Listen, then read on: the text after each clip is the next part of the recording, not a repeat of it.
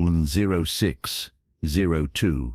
It was a hot summer day in Los Angeles, California, when the doors of the martial arts gym in Chinatown burst open with a crash that made everyone present turn around. The year was 1968, and that place had become a sanctuary for those seeking perfection in combat. The exposed brick walls held secrets of countless training sessions, and the smell of sweat and determination permeated every corner. Bruce Lee, at just 28 years old, was in the middle of a demonstration when the interrupter made his entrance. Dressed completely in black, with his characteristic fitted pants, and a shirt that revealed his physique, sculpted like marble, Bruce stopped dead. His dark eyes, penetrating like daggers, fixed on the figure that had just crossed the threshold. Chuck Norris, America's most feared karate champion, entered with the arrogance of someone who has conquered everything.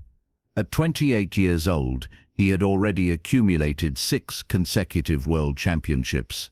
His presence commanded respect, or at least that's what he believed. With a black belt that seemed to shine under the fluorescent lights of the gym, he walked toward the center of the tatami without asking permission. If you want to discover how this confrontation forever changed the world of martial arts and gave birth to one of the most legendary friendships in history, don't forget to subscribe to the channel and hit the bell to not miss any incredible story like this. The approximately 20 students witnessing Bruce's class were paralyzed. The tension in the air was so thick it could be cut with a knife. No one dared breathe too loudly. Bruce, however, maintained his composure with a calmness that only true masters possess. "Excuse the interruption," Chuck said with a smile that didn't reach his eyes. "I've heard a lot about you, Bruce Lee. They say you're the best, that your Jeet Kune is revolutionary. But I wonder if your students would be interested in learning real karate techniques from someone who has won real championships." The silence that followed was deafening. Students exchanged nervous glances. Some knew Chuck Norris's reputation, a ruthless fighter who had left several opponents unconscious in the ring. Others only knew Bruce's teachings, who preached philosophy as much as technique. Bruce took a step forward, his movements fluid like water. "Chuck Norris," he said in a calm but firm voice, "this is my gym. Here my students learn more than punches and kicks. They learn to know themselves." Chuck let out a laugh that echoed against the walls. "Eastern philosophy," he mocked. "That's all well and good for books and movies, but in a real fight what matters is strength, speed, and perfect technique. Let me show your student." Without waiting for an answer, Chuck turned to the nearest student, a 19-year-old young man named Daniel, who had been training for barely 6 months. "You," he pointed, "show me your best kick." Daniel looked at Bruce, seeking guidance. The master nodded slightly, giving permission. The young man positioned himself, remembering the teachings about keeping his center of gravity low and his mind clear. He executed a side kick that, although not perfect, showed the solid fundamentals of his training. Chuck shook his head, his expression mixing contempt and amusement. "That won't work in a real competition," he declared. "Look, I'm going to teach you how a real kick is done."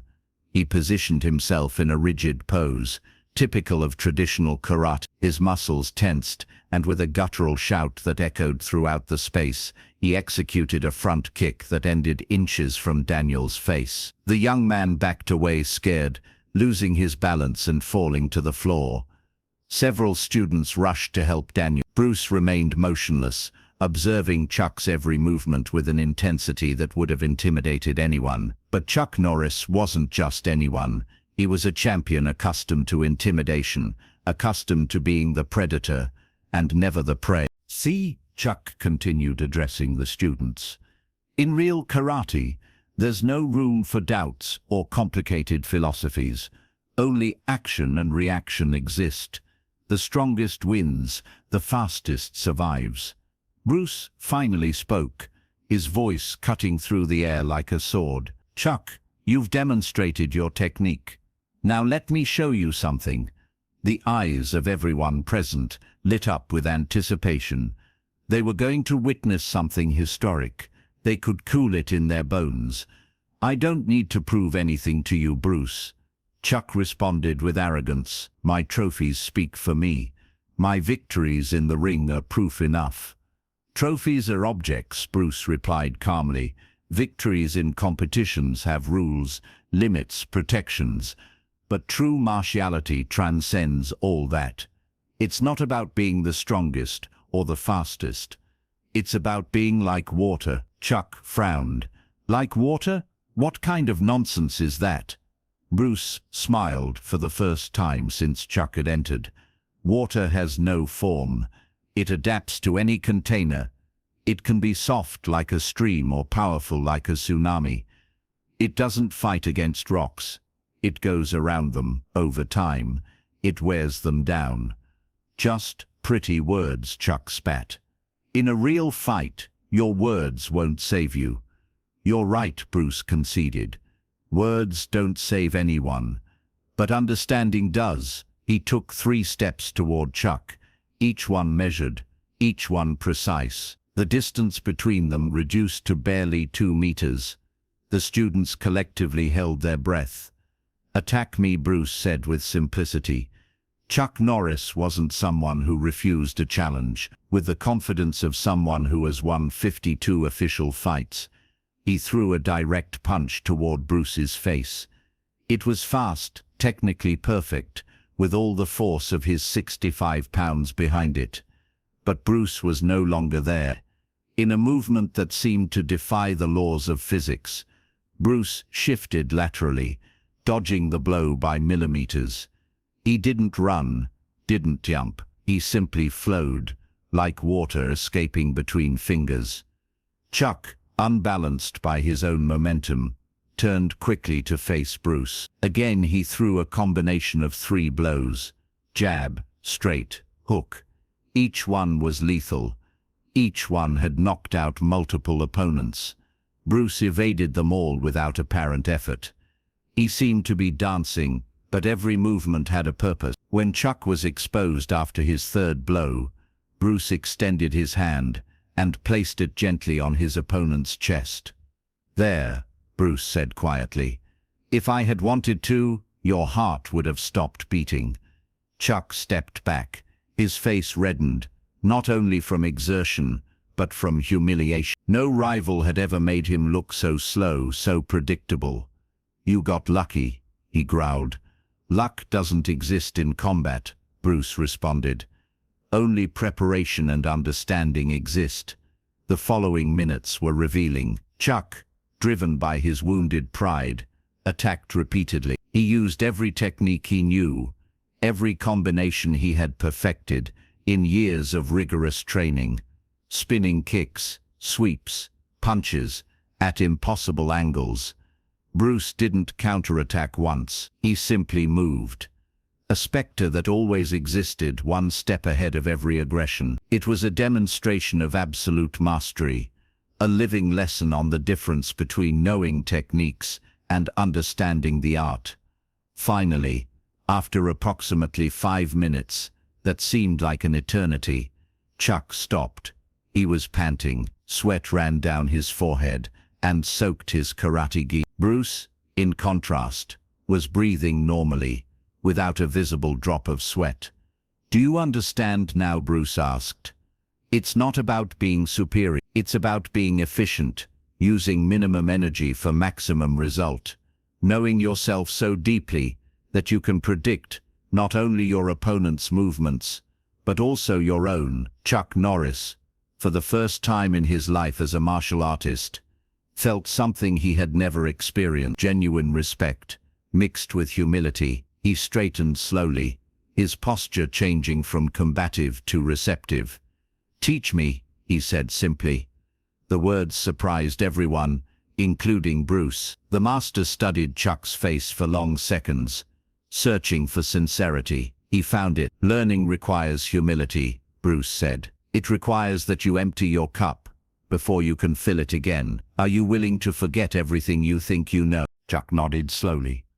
"I thought I knew everything. That 52 victories made me invincible. But But today I've seen something that transcends victory. I've seen true art." Bruce smiled, this time with genuine warmth. "Then, welcome. But here you won't be a champion, you'll be a student like everyone else." What happened in the following months became legend in the world of martial arts. Chuck Norris, the fearsome karate champion, became a student of Bruce Lee. He trained alongside the other students, without privileges, without exceptions. He learned that strength without understanding is like a ship without a rudder, powerful but without direction. Bruce taught him that every movement must have intention, that everce technique must serve a purpose beyond simply harming the opponent. He showed him how philosophy and combat are not separate entities, but two sides of the same coin. "Before I struck to win," Chuck confessed months later to the other students, "now I understand that the true triumph is not having to strike at all. It's making your opponent understand that the fight is over before it begins." Daniel, the young man who had been scared by Chuck that first day, approached the former champion one afternoon after training. "Why did you change?" he asked, with genuine curiosity. Chuck smiled, an expression he had learned from Bruce. "Because I realized I had been climbing the wrong mountain. I had reached the summit of what I believed was martial art, only to discover that there existed a much higher mountain I hadn't even seen. Bruce showed me that mountain." Chuck Norris's transformation didn't go unnoticed in the competition circuit. When he returned to fight, something had fundamentally changed. His movements were more fluid, more efficient. He won fights not by being stronger than before, but by being wiser. He understood the rhythm of combat in ways he had never imagined possible. Bruce watched with satisfaction, not because he had defeated Chuck that day in the gym, but because he had gained a true student, someone willing to unlearn in order to learn again. "The ego is the enemy of growth," Bruce told Chuck during a private session. "You had the talent, the dedication, the discipline, but your ego made you believe you had already arrived. In truth, you were barely beginning the journey." The students of the gym never forgot that day. The story was told again and again, each time growing a little in the telling, but remaining true to its essence. The day when arrogance met mastery and chose to become wisdom. Years later, when Bruce Lee became a worldwide cinema and martial arts legend, Chuck Norris continued training and teaching. But he always began his classes remembering that day in Los Angeles, when a man smaller in stature, but infinitely greater in understanding, had shown him that the path of the true warrior never ends. "Bruce didn't defeat me that day," Chuck would tell his own students. "He freed me. He showed me that the strongest chains are those we forge ourselves with our pride and our certainty. Breaking those chains requires more courage than winning 1,000 fights." The gym in Chinatown continued to be a place of transformation. Hundreds of students passed through its doors in the following years, each taking with them not only combat techniques, but lessons about life, respect, and continuous growth. The lesson of that day transcended martial art. It became a parable about the importance of keeping an open mind, of constantly questioning our own certainties, of understanding that the true master is one who never stops being a student. 3 years after that encounter, Bruce offered Chuck a role in The Way of the Dragon. The fight scene between them in the Roman Colosseum became legendary, considered one of the best combat sequences ever filmed. It wasn't just acting, it was years of mutual training, deep respect and understanding of each other's styles, translated into cinematic art. When Bruce Lee died tragically in 1973, Chuck Norris was among the pallbearers. He cried without shame, not only for the loss of a friend, but for everything Bruce had taught him about being a complete martial artist, a complete human being. Throughout the rest of his career, Chuck would always tell the story of that first encounter, not the edited version to look good, but the complete truth that he had arrived with arrogance, had been humiliated by his own ego, and had learned the most important lesson of his life. "Bruce taught me," Chuck would say in countless interviews, "that it doesn't matter how many belts you have, how many trophies you've won, how many championships you carry. If you let ego close your mind, you stop growing, and the day you stop growing is the day you truly lose." The lesson transcended martial arts. It applied to everything: business, relationships, personal growth. Chuck carried it with him in every aspect of his life, and became not only a better fighter, but a better man. The story of that day in 1968 became legendary in the world of martial arts. It was told in dojos around the world, sometimes with exaggerated details, but the essence always remained. A world champion had had the courage to confront Bruce Lee, and the even greater courage to admit he was wrong. But the true magic wasn't the physical confrontation. It was what came after. It was the conscious choice of two warriors to set aside their egos and seek growth together.